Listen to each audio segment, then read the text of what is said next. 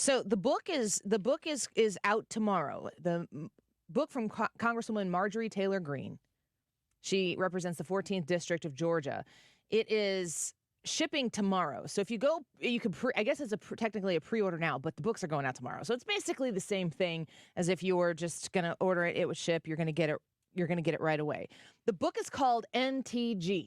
And that is going to be my first question for our guest, Representative Marjorie Taylor Greene. As I said, the 14th District of Georgia Congresswoman here on the Annie Frey Show today. Congresswoman, thank you for your time today. We're really grateful to speak with you. Oh, thanks for having me on, Annie. I really appreciate it. Of course. You know, the first question that I want to ask you, as I was looking through your book, and we're going to get to some of the details in there because it has to do with a lot of the key stories that we're watching happen in the news right now.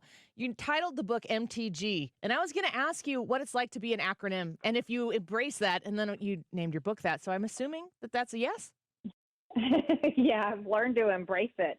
I was just an ordinary American, really fed up with how our country was going and kind of mad at Republicans, to be honest, because they were never stopping or still never stopped the Democrats' unbelievable destructive agenda. And I got labeled MTG, so I said, all right, you know what, I'll stick with it. Yeah. Do people refer? Is that how they refer to you, to your face? Do you refer to yourself as MTG? I mean, I'm sure everyone's calling you Congresswoman, but is that kind of your name now?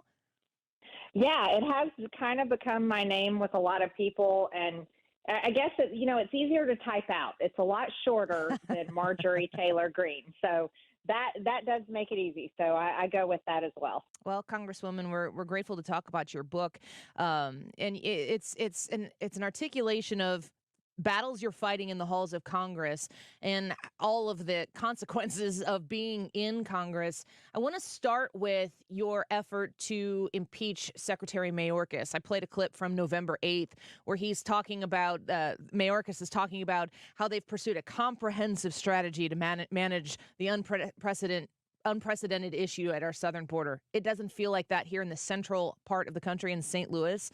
You said he needs to be impeached. Where's that process sit right now?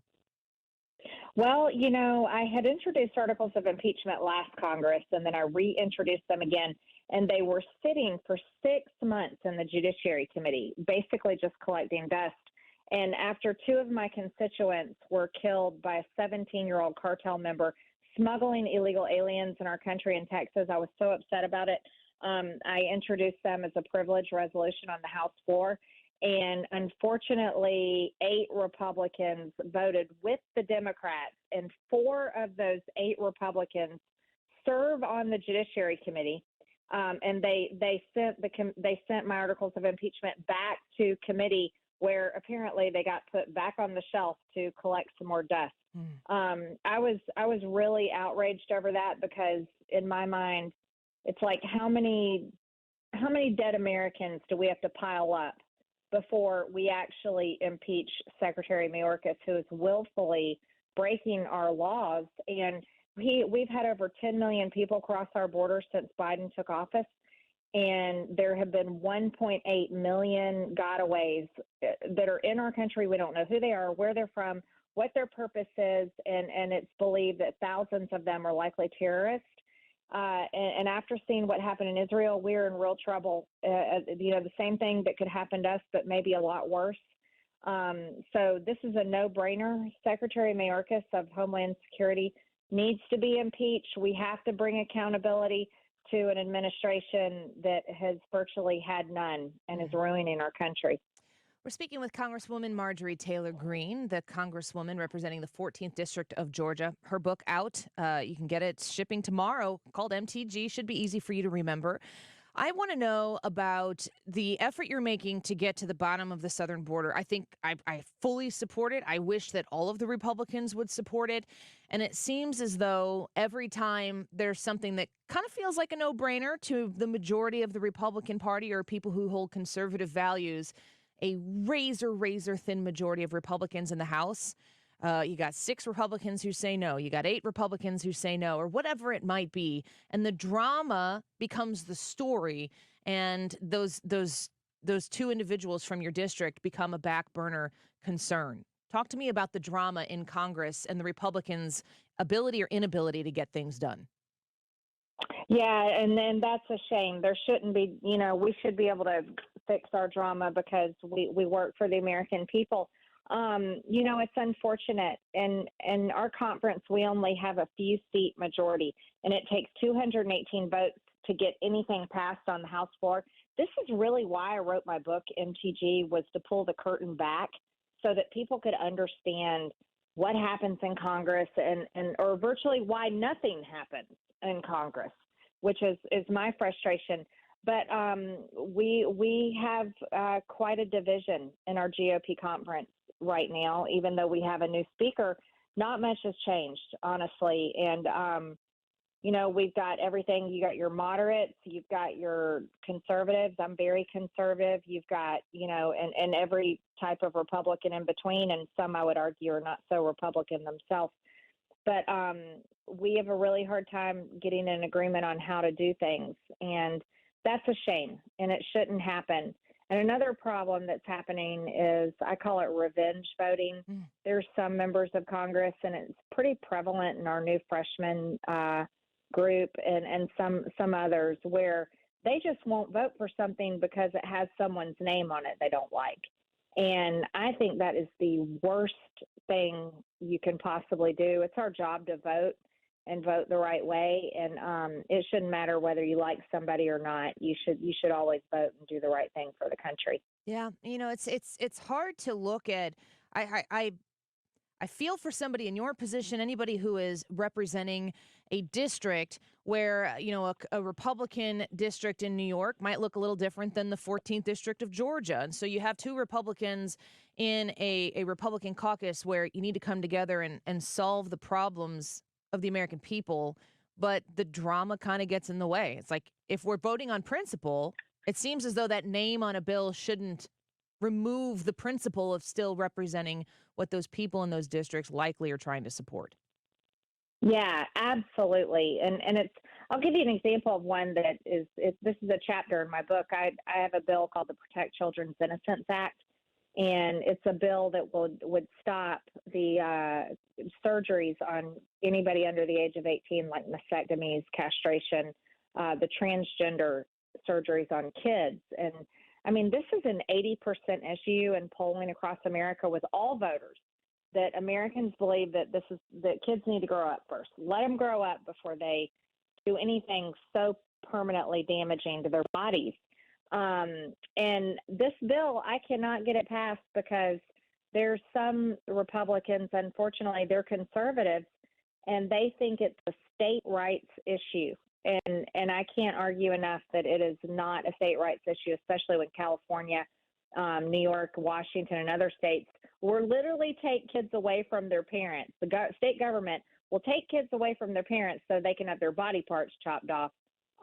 It's not a state rights issue anymore. So these are the types of arguments we have, and it is really destructive and debilitating to be able to do the right thing.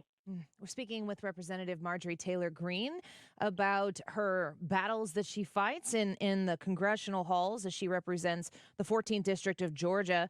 And she's written about a lot of these in her new book that is coming out, ships tomorrow. It's called MTG. Congresswoman, I think about you. You probably, I don't know how many interviews you do in any given day or any given week, but the stuff that comes across my desk on any given day from anybody in Congress, it's, we get the really, really punchy stuff that becomes a soundbite and a clip, and it goes into the media. And you're a firebrand, and you're sometimes a flamethrower. And I think people probably know a very small percentage of who Marjorie Taylor Greene is. Do you feel as though you're misunderstood at all in Congress?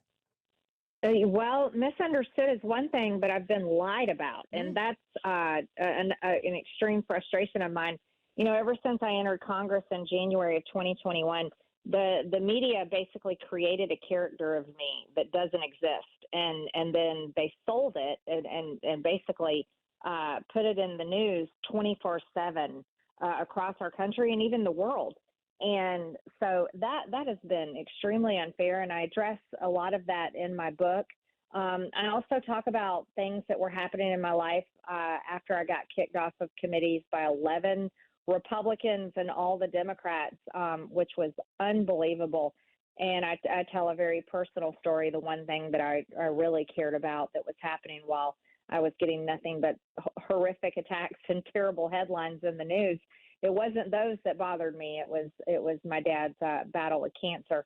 But I tell all these stories because I am a person, a real person, and I want people to know exactly who I am, what my words are, and what I really think and feel, not what the media has portrayed about me, which has been extremely unfair and a lot of lies. So the book was great. MTG. I have some funny stories in there. I even talk about the headline "Jewish space lasers," a phrase I never said, but they wrote crazy stories about me. Do you laugh when I that tell happens, or do you get mad and then it becomes funny, or are you just still mad about it?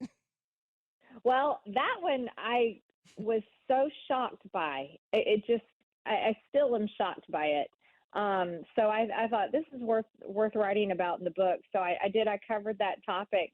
But yeah, I laugh about that one now. But in the beginning, it was not so funny. Right. I spent a lot of time the first 6 months or so saving every article and news story, sending them to my attorney, demanding that we sue the media company or whoever said it.